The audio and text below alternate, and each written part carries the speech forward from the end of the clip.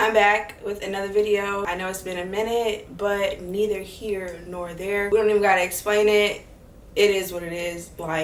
Life's, y'all know how life is. But I did just decide to do this video. I'm about to get ready to go to lunch with my boyfriend, and I just decided to get on here, talk with you guys, and let y'all know the top things that I'm going to be doing in 2023 to make this the best year of my life. Now, if you watched my previous videos, you know that I just turned 29, so this is the last year in my 20s. So I've actually lived a good amount of life, but I still feel like the years are getting better and better, and I'm being super intentional about what I'm going to do in this year specifically. So I wanted to share with y'all. Also, if you want a video of what I've learned in my 20s, I think I'm going to do that too, but let me know down in the comments below.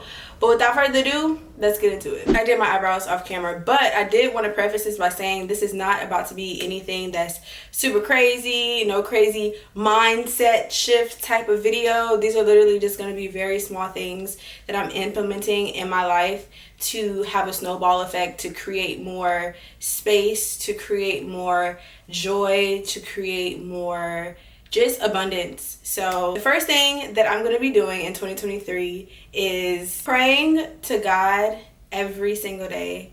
And not only just praying to God out loud. So I created a video a few months ago, honestly, and it was just a routine of me trying to get myself out of a rut that I had been in. This year, well, not this year, last year, overall has been pretty good. Skin fix. But overall, I felt kind of lost. I felt like I was lacking a sense of purpose and losing my grip on the vision that I have for my life. So I think you have those years where you know what you're doing, you know exactly what you're headed for, then you accomplish it, and then there comes that next step where you have to kind of figure it out all over again, take that time to pause and figure out which direction you want to be going in. And for me, 2022 and leading into 2023 was that kind of year where I don't know, I was doing what I've been doing, but it just wasn't fitting the same. It wasn't feeling the same. It wasn't hitting how it used to hit. And that for me was a click in my mind. Like, something needs to shift. You need to dig a little bit deeper to figure out what the next step is and what your life is gonna look like, what the vision is for your life in the near future and in the long term. So this year, I'm just gonna make sure that not only am I talking to God, I'm hearing myself talk to God, I'm getting comfortable with my voice as I talk to God, and not just, saying a little prayer as I'm drifting off to sleep. This is what I usually would do. But asking God specific questions. What is your vision for my life? What is my renewed purpose? Now that I've accomplished this, what do you want me to do next? Where are my talents going to be best used for my purpose? Like, really getting specific about what I want to know from God and just getting centered in my spirituality. The next thing I'm going to be doing is, or rather that I'm not going to be doing, is rushing. So I'm going to be slowing down just tremendously. I'm going to be slowing down like to the point where it's probably going to be uncomfortable, because I'm used to kind of, like I said, what's next. But I want to get clear first. I am in a space in my life where I don't have a bunch of time to waste. I'm not just throwing things at the wall anymore. I really want to be clear about where I'm going and where I'm headed, and that's going to require me slowing down. Yes, slowing down on like the bigger scale, but just slowing down on day to day, like having a full day, and like each time I shift from one thing to the next, just like fully living out whatever that thing is, whether it's my morning routine, fully living that out until it's time to shift to something else. And that brings me to my next thing. The next thing that I'm going to be doing is creating characters for myself. And what I mean by that is giving names to all of the things that matter most to me and creating space for them. So for example, let me actually pull it up on my phone. Okay, so these are kind of embarrassing, to be honest. But one of my characters is Self-Care Queen. Another one is the Emo Creative. The other one is I Read with the little nerd glasses. Organized Go-Getter, Homebody, Housewife, Girlfriend of the Year, Auntie of the Year. Just different things that embody all of the things that I care about, and allowing myself to shift between one thing and the other. So the premise behind this is actually something that I read on Twitter. If I can find the link, I will. And it's really just about being able to fully step into certain qualities without feeling like you're leaving something behind.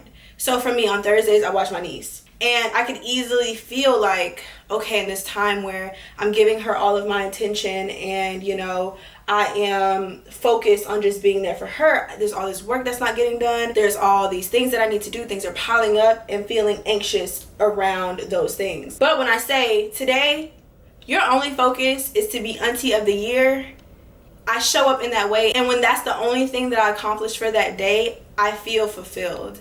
So it's another way of, like, when you have a to-do list and you feel good about checking things off, even if it's you know, only 1 or 2 things, like you feel good about completing it. I feel good about being in that role and not doing anything else, because that is what I was embodying for that day. Now, all of these things are a part of who I am. It's not creating a character that's not me, which maybe you can do if that's your vibe, if you're really trying to just play with it, figure something out. But these are all things that I truly care about. So when it's time to do that, even if it's multiple times in the day, at 8 o'clock when I wake up, I'm a self-care queen. The only thing I care about is taking care of myself. Only thing I care about is reading when that is that time of the day. That's the only thing that I need to be focused on, and I can feel accomplished about that without feeling like I am underperforming in another area, because that's not me right now. That wasn't even me. This is looking a little dark, but let's go ahead and lighten it up. The next thing I'm doing in 2023 is making sure that I only put 3 things max on my to-do list. So they say that you should really just have 3 priorities in a day. Don't have this gigantic list. And that's what I used to do. I used to just have a gigantic list and then try and check off what I could check off. But I've decided that I'm going to, 1, use my planner, and 2, use my planner to put just 3 things down that are my main focus. And it can be in different areas. It doesn't all have to be work related. And feel good about checking those 3 things off my list. That also actually takes me into my next one, which is I'm gonna write something down, write it down with my fingers in a pen or pencil and paper every single day. And that's important to me because writing is a way that I express myself, and it's a way that I connect to my inner child, because writing poetry, writing stories is something that I really used to cope when I was younger, and it's something that I really enjoyed, but it's something that I kind of got away from as I got older. And I feel like it's because I got disconnected from my deeper emotions. When I was young, like, I just felt everything just so deeply, and it was bubbling right on the surface, and I would just write it down. But these days, it's a little bit harder to tap in. So I'm gonna write something every single day, and I'm not gonna put a label on what that should be, what it should look like. It could be what I'm grateful for. It could be an idea that I had. It could be a dream that I had the night before. A story that I want to tell. It can be fiction, nonfiction, whatever the case may be, just writing something every single day. And for me, that's just an act of tapping into my creativity, 1, allowing myself an outlet, 2, and connecting to my inner child. And I highly recommend you guys do something frequently. It doesn't have to be every day, that does that for you, that allows you an outlet, that allows you to connect with your inner child. So think about what that is and try to incorporate it into your routines. Okay, now we're looking just a smidge better. This year I'm also going to practice more gratitude. I mentioned it a little bit earlier, but gratitude is just so important. It is transformational for me and my mental health, because it just puts everything into perspective. And instead of thinking about what I don't have, it just automatically puts me in a mode of what I do have and feeling good about where I'm currently at. It's very important for me to have a sense of presence, to have a sense of grounding, and gratitude is my quickest way to get there. The ways that I like to practice gratitude are usually going outside, getting sun, being in nature. Just makes you feel like, makes me feel, I'm gonna speak for myself, just makes me feel like, wow, God did this. Like, it's just so beautiful, and you can find anything to be grateful for. And I think when I'm in nature, just seeing how God created the earth, it just makes me feel grateful. But also writing things down, like I said, writing down what I'm grateful for the day. And this is something that I've realized also helps me on social media. So I want to kind of show up more as, I wouldn't say my authentic self, because I am an authentic person. I don't put on for nobody. But I do hold back. So I don't put on, but I do hold back. Sometimes I don't say what's on my mind. I don't feel the need to just be all up in everybody's face all the time. That's just not who I am. But I do want to share more of my thoughts, hence this video. And I realized that because it's not natural hair content, it's not going to get the views that it usually gets. It's not going to, you know, perform how I'm used to things performing. But I know there's going to be at least one person that's going to see it and that's going to be like, wow, I didn't think of that thing. I'm going to incorporate it in my year too and see how it works. And being able to sit in that gratitude changes my relationship with social media, because I'm thinking about my purpose and I'm thinking about who I'm impacting more than the number that's on the screen or that's attached to it. So I think sometimes things can get skewed like a whole lot. If I post a natural hair video, I know it's gonna get, you know, thousands of views. And if I post a video like this where I'm speaking my mind and I'm talking about things that I'm passionate about, if it gets, you know, maybe only 2,000 views and I'm like, dang, and I'm mad. Or not even mad, I'm hurt. And I feel like, you know, all these ranges of emotions that we don't really have to get into because that's not what this is about. But feeling gratitude for those 2,000 people, because that's a lot of people. If you put them in a room, they won't even fit in my apartment for sure. Not the 780 square foot. Actually, I think my apartment is more like 800 something, but neither here nor there. But yeah, practicing gratitude and staying present just really keeps things in perspective for me. This year, I'm also gonna be releasing people from my expectations. Let's talk about it. I posted a TikTok video kind of talking about this a little bit, but sometimes my expectations for the people around me that I care about and that care about me put me in my feelings when I didn't even have to be, because who asked for those expectations? I just put them on them just for no reason, and then I want to be mad or in my feelings and being petty because it didn't go the way that I expected it to go. So releasing expectation, but also just taking a good look at myself when it comes to all of my relationships and where I am the one in the wrong. Rare, but it happens. Recently I found myself in like a rut, kind of, because I felt like I was always planning things for my friends or for my family, and if I didn't do it, it wouldn't happen. Or if I didn't reach out, I wouldn't hear from them. And there's an amount of that is true depending on who you're dealing with, that maybe, you know, you gotta dead them. But in my situation, I have really good friends and I have really good people around me, and it would just be the smallest thing. They can show up for me consistently, but the smallest thing, the one time they can't be there, or the one time that they have something else to do, or the one time that they don't show up, I feel hurt. And I had to take a look at myself and say, hey, what is it that you're really mad at? Are you mad that they don't feel like going out and they rather stay in their bed? Or are you mad that when you don't feel like going out and you want to stay to yourself, you still say yes? And that's not their problem that you still say yes. That's your problem that you still say yes. And I had to have that conversation with myself, because I'm like, I'm constantly doing this and I'm constantly doing that when I don't want to, but they're not asking me to. I'm putting that pressure on myself and then getting mad when other people don't betray themselves in the same way that I do. Child. When you're having real conversations with yourself, that shit is serious. Like, it's very, very serious, because it can be hurtful. Like, you want to be able to sit in that, man, like, they ain't do this and they ain't do that. And if it was me, I would have. What would you have done? Like, you know, it's child. So yeah, I'm really going to be checking the expectations that I have for other people.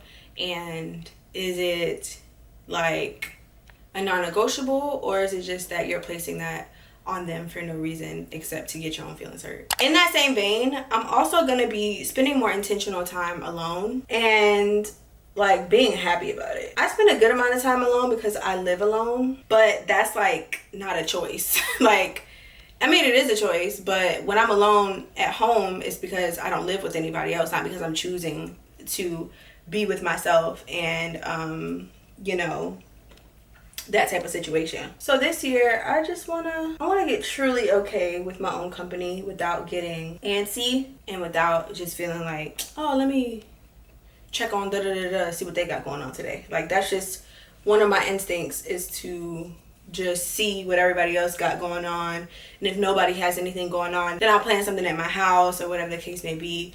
But allowing other people to do that, because then it'll really be even better that way. Like if I just get a random text like from my friend like, oh, like I miss you, I want to do this, like allowing that to happen instead of always having to be ahead of it to where I don't even allow other people to do the thing because I'm always doing the thing. I'm also gonna limit drinking, and that's tough. I've already limited drinking. I don't drink during the week. Like I used to, like in college, have wine, you know, maybe 3 nights out of the week. And you know, if I had a stressful day, go to the wine. And I don't do that anymore. Now when I drink, it's just social. It's just over the weekend with my friends. We go out. I'm not really just sipping by myself, which is a good thing. But I also want to limit the social drinking as well because I struggle with anxiety. And one thing that I realized is that after a weekend of drinking, my anxiety is on 10. Another thing that I'm cutting out is coffee.